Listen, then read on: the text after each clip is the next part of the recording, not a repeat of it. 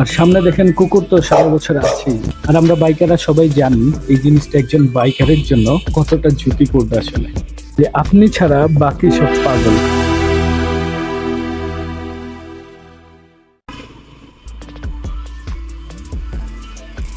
আসসালামু আলাইকুম বন্ধুরা, কেমন আছেন সবাই? আশা করি ভালোই আছেন। সবাইকে ঈদের অগ্রিম শুভেচ্ছা, ঈদ মোবারক। আসলে আমরা প্রতিদিন যারা বাইক চালাই তাদের জন্য প্রতিদিনই একটা বিশাল একটা চ্যালেঞ্জ থাকে। প্রতিদিন নানা রকম রাস্তার বিভিন্ন প্রতিকূলতার সাথে নিজেকে মানিয়ে নিয়ে আসলে নিজের গন্তব্যে বাইক চালিয়ে যাওয়া। আর যেহেতু রাস্তাঘাটে এখন প্রচুর নানা রকম যানবাহন, তো বিভিন্ন যানবাহন তো আছেই, সেই সাথে পথচারী, সাইকেল, সিএনজি, ছোট বড় অনেক ধরনের আচমকা ইনসিডেন্ট, এগুলো হ্যান্ডেল করেই আসলে আমাদের বাইক চালাতে হয়। তো বাইক চালানোর ক্ষেত্রে আর সামনে দেখেন কুকুর তো সারা বছর আছেই। তো প্রতিনিয়ত এইসব নানা রকম চ্যালেঞ্জ নিয়ে একজন রাইডারকে আসলে রাস্তায় বাইক রাইড করতে হয়। তো এখন যেহেতু ঈদুল আজহার একটা ভাইব চলতেছে সারা দেশে, তো এই সময়টাতে দেশের বিভিন্ন স্থান থেকে গরু অন্য স্থানে যাচ্ছে। তো এই সময়গুলোতে আসলে আমাদের বাড়তি কিছু সতর্কতা থাকা উচিত। যদিও এর সবগুলোই আপনারা খুব ভালো মতোই জানেন এবং আমার থেকেও ভালো জানেন, তবু আমি এখানে একটা জাস্ট রিমাইন্ডার দেওয়ার জন্যই আপনাদের সাথে কথাগুলো শেয়ার করছি আসলে। তো বন্ধুরা, সতর্কতা নাম্বার 1, রাস্তায় পড়ে থাকা গরুর গোবর। এই ঈদুল আজহার প্রাককালে দেশের বিভিন্ন স্থান থেকে এক স্থান থেকে গরু অন্য স্থানে প্রতিনিয়তই চলাফেরা করছে বা আনা নেওয়া করা হচ্ছে। আর কোরবানির এই পশু বহনকারী যানবাহনের অবহেলার কারণে রাস্তার বিভিন্ন জায়গার গরুর গোবর যত্রতত্রই পড়ে থাকে।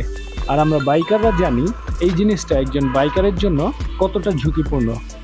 তাই এই জিনিসটা অবশ্যই খেয়াল রাখুন, বিশেষ করে যখন আপনি রাতে চলাফেরা করবেন তখন।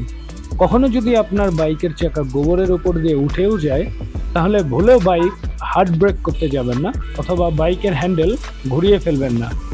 আর যদি তা করে ফেলেন তাহলেই কিন্তু ঘটে যাবে মহাবিপদ। সতর্কতা নাম্বার 2, কোরবানির পশু বহনকারী বিভিন্ন নসিমন অথবা বিভিন্ন যানবাহন। আঞ্চলিক সড়কগুলোতে পশু বহনকারী বিভিন্ন ছোট বড় যানবাহন খুবই ঝুঁকিপূর্ণ, কারণ এদের বেশিরভাগই দেখা যায় এদের কোনো ব্রেকের ঠিক নাই, এদের কোনো ইন্ডিকেটর লাইটের ঠিক নাই, এবং অনেকের তো ইন্ডিকেটর লাইটই নেই। তাই ঈদের সময় যখন এরা কোরবানির পশু নিয়ে এক স্থান থেকে অন্য স্থানে যায়, তখন এদের গতি অনেক বেশি থাকে। তাই এই সকল যানবাহন দেখা মাত্রই এদের থেকে নিরাপদ দূরত্বে নিজেকে সরিয়ে রাখুন এবং নিজে সাবধান থাকুন। সম্ভব হলে অন্যকেও সাবধান করে দিন। সতর্কতা নাম্বার 3, অস্থায়ী পশুর হাট। ঈদের কিছুদিন আগে সড়ক ও মহাসড়কের পাশে অস্থায়ী পশুর হাট বসে থাকে। আর এই জায়গাগুলোতে কখনোই বাইকের গতি অতিরিক্ত রাখবেন না, কারণ কখন কোথা থেকে কোন যানবাহন বের হয়ে আসবে আপনি নিজেও বুঝতে পারবেন না। এছাড়াও অন্যান্য পশু এবং মানুষের চলাফেরা তো রয়েছেই, তাই নিজের নিরাপত্তার কথা চিন্তা করে এই সমস্ত জায়গায় বাইকের গতি নিয়ন্ত্রণে রাখুন।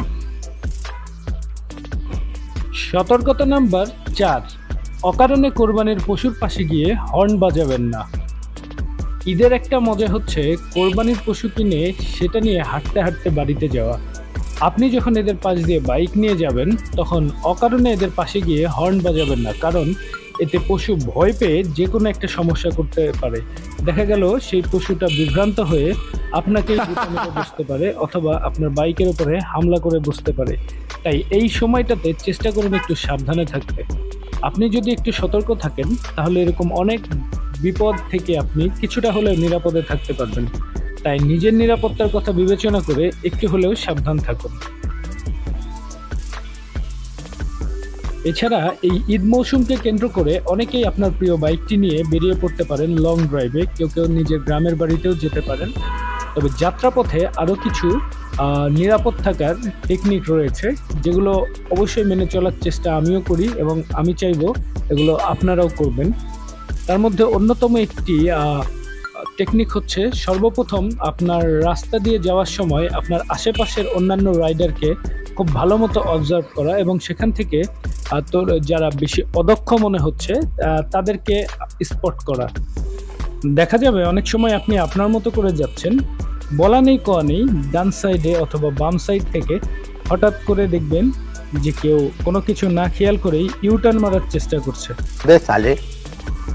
এই ধরনের রাইডারদের থেকে সবসময় চেষ্টা করবেন নিজেকে সেফ রাখার। আবার অনেক সময় দেখা যাচ্ছে আপনি আপনার মতো করে যাচ্ছেন, অহেতুক পিছন থেকে কোনো এক রাইডার হর্ন দিচ্ছে অথবা অহেতুক বাইকে থ্রটল দিচ্ছে আপনাকে ওভারটেক করার জন্য। রাস্তায় যদি এই ধরনের যন্ত্রণার সম্মুখীন হয়ে থাকেন তাহলে তাকে সাইড দিয়ে দিন। যারা ব্যস্ত রাস্তায় এ ধরনের কাজ করে, অযথা এই ধরনের রাইডারের সাথে নিজেই কখনোই টানাটানি করতে যাবেন না, কারণ এতে করে আপনি নিজেই বিপদে পড়তে পারেন। তাই মাথা ঠান্ডা রাখুন সব সময়। চলার পথে আপনি আরও এক ধরনের রাইডারের দেখা পাবেন যাদের বাইকের ইন্ডিকেটর লাইট জ্বলেই থাকে অথবা তাদের জ্বলে থাকে একদিকে, তারা যায় আরেক দিকে। এরা আসলে নিজেরাও বলতে পারে না যে এরা আসলে কোন দিকে যাবে। তাই এদের ইন্ডিকেটর লাইট অনুসরণ না করাটাই ভালো। এদেরকে চেষ্টা করবেন এদের মেন গাড়ির যে গতিবিধি সেটা লক্ষ্য করার, যে এরা আসলে কোন দিকে যেতে চায়। এই জিনিসটা অবজার্ভ করতে পারলে আপনারা অনেকাংশেই দুর্ঘটনা থেকে রক্ষা পেতে পারেন। যেহেতু এখন বর্ষাকাল, তাই রাইডের সময় হঠাৎ বৃষ্টির সম্মুখীন হওয়া খুব কমন একটা সমস্যা। কিন্তু এই সময়টাতে আমরা অনেকেই বেশ কিছু ভুল করে ফেলি, ফলে আমাদের নানা রকম সমস্যার সম্মুখীন হতে হয়। যেহেতু এখন বর্ষাকাল, তাই রাইডের সময় হঠাৎ বৃষ্টি শুরু হলে যে কাজগুলো করবেন, প্রথমেই আপনার মোবাইল, বাইকের সব ডকুমেন্ট, মানিব্যাগ, এই জিনিসগুলো নিরাপদ একটি স্থানে রাখবেন। কারণ এই জিনিসগুলো যদি বৃষ্টিতে ভিজে যায় তাহলে আপনার যেমন টাকা খরচ হবে, তেমনি ডকুমেন্টগুলো ছিঁড়ে গেলে আপনাকে অনেক ভোগান্তিতেই পড়তে হবে। এই জন্য বৃষ্টির দিনে নিজের সাথে চেষ্টা করবেন একটা পলিথিন রাখার। তারপরে আপনার আশেপাশে খেয়াল করুন, দেখুন দাঁড়ানোর জায়গা আছে কিনা। যদি দাঁড়ানোর মতো জায়গা পান তাহলে বৃষ্টিতে না ভিজে দাঁড়িয়ে কিছুক্ষণ অপেক্ষা করুন। আবার দেখা যায় বৃষ্টি শুরু হলে আমরা অধিকাংশ মানুষ যে ভুলটা করি সেটা হচ্ছে ডানে বামে ভালোভাবে খেয়াল না করে তাড়াহুড়ো করে যে কোনো জায়গায় আশ্রয় নেওয়ার চেষ্টা করি। আর এই সময়টাতেই দেখা যায় আমরা অনেক ধরনের অ্যাক্সিডেন্টের সম্মুখীন হয়ে থাকি। তাই ভালোভাবে লুকিং গ্লাস দেখে সতর্কবাতি জ্বালিয়ে লেন পরিবর্তন করুন। আমি এমন অনেক রাইডারও দেখেছি যারা বৃষ্টি শুরু হওয়া মাত্রই অকারণে হাত ব্রেক করেন, কিন্তু এই কাজটি কখনোই করবেন না। এতে আপনার বাইকের পেছনে যে যানবাহন আছে সেটার সাথে আপনার বাইকের দুর্ঘটনা ঘটার সমূহ সম্ভাবনা থাকে।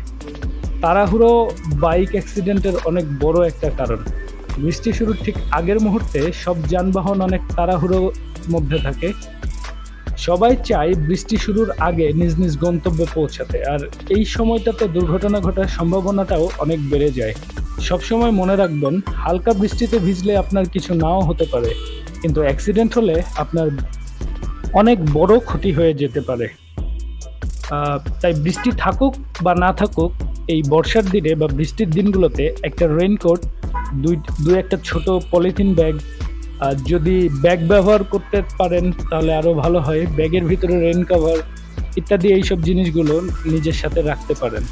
যদি বৃষ্টির মধ্যে খুব বেশি বাইক চালানোর প্রয়োজন হয় তাহলে বৃষ্টির মধ্যে বাইক চালানোর যে বেসিক নিয়মকানুনগুলো আছে সেগুলো মেনে আপনি বাইক রাইড করতে পারেন।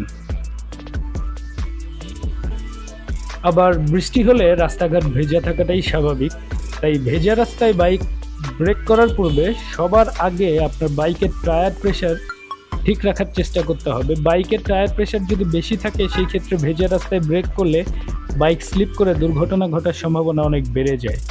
বর্তমান সময়ে অনেক বাইকারদেরকে দেখি বাইকের সামনে 45 এবং পিছনে 55 থেকে 60 পর্যন্ত প্রেশার দিয়ে থাকে। শুনতে অবাক লাগলেও এটাই সত্য যে অনেকেই এই কাজটা করে থাকেন, কিন্তু এই কাজটা কখনোই করা যাবে না। কারণ আপনার বাইকের টায়ারে লেখা থাকে আপনার বাইকের টায়ারের জন্য রিকমেন্ডেড টায়ার প্রেশার অ্যাকচুয়ালি কত।